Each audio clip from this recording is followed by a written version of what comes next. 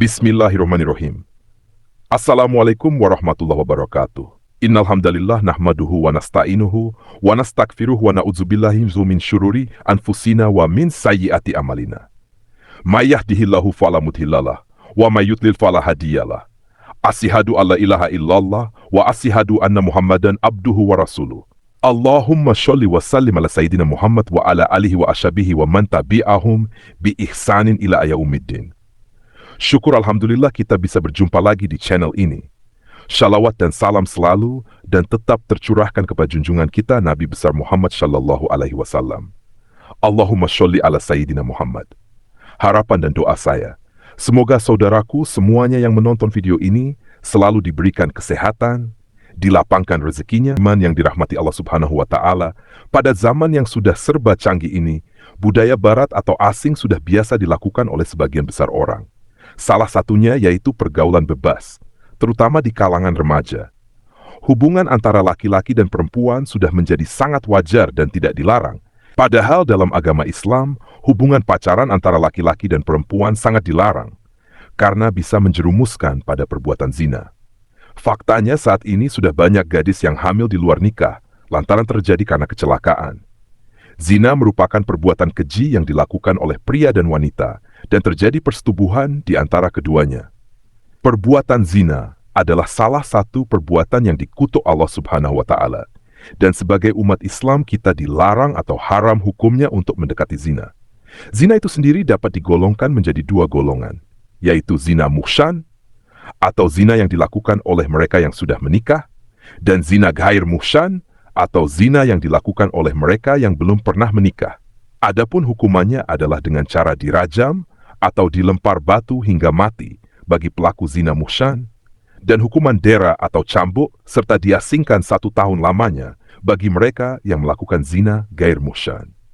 Sebagaimana yang disebutkan dalam firman Allah Subhanahu wa Ta'ala, perempuan yang berzina dan laki-laki yang berzina, maka deralah tiap-tiap seorang dari keduanya 100 kali dera, dan janganlah belas kasihan kepada keduanya, mencegah kamu untuk menjalankan agama Allah, jika kamu beriman kepada Allah dan hari kiamat.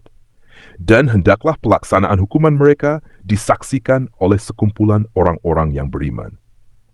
Dan terhadap para wanita yang mengerjakan perbuatan keji, hendaklah ada 4 orang saksi di antara kamu yang menyaksikannya.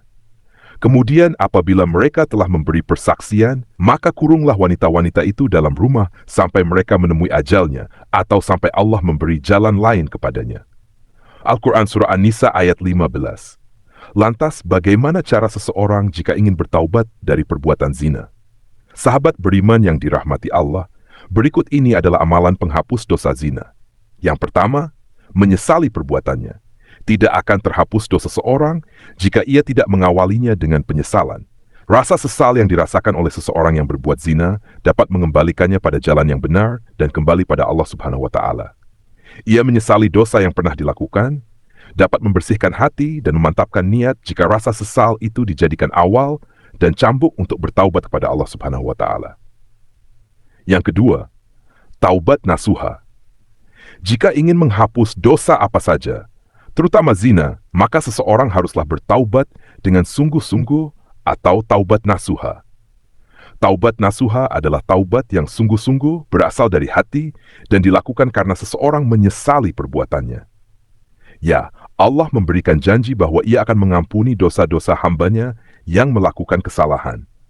Sebagaimana yang disebutkan dalam firman Allah Subhanahu wa Ta'ala pada surah At-Tahrim, orang-orang yang beriman bertaubatlah kepada Allah dengan taubat nasuha, taubat yang semurni-murninya.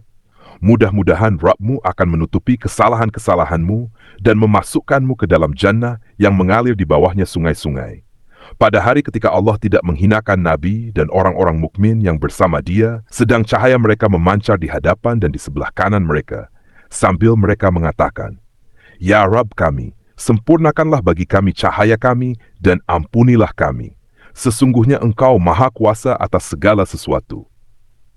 Yang ketiga, syalat taubat. Syalat adalah salah satu amalan yang dapat mendekatkan diri kepada Allah Subhanahu wa Ta'ala dan menghapuskan dosa. Seseorang yang ingin bertaubat atas dosa-dosanya dapat meminta ampunan lewat syalat taubat. Syalat taubat itu sendiri adalah salat sunnah yang dikerjakan sebanyak 2 hingga 6 rakaat pada malam hari selepas salat Isya. Dengan mengerjakan salat taubat dan tentunya tidak meninggalkan salat wajib, dosa yang dilakukan akan diampuni oleh Allah Subhanahu nama Allah. Sebagaimana yang disebutkan dalam firman Allah Subhanahu wa Ta'ala. Dan juga orang-orang yang apabila mengerjakan perbuatan keji atau menganiaya diri sendiri, mereka ingat akan Allah, lalu memohon ampun terhadap dosa-dosa mereka, dan siapa lagi yang dapat mengampuni dosa selain daripada Allah? Dan mereka tidak meneruskan perbuatan kejinya itu, sedang mereka mengetahui. Surah Ali Imran ayat 135.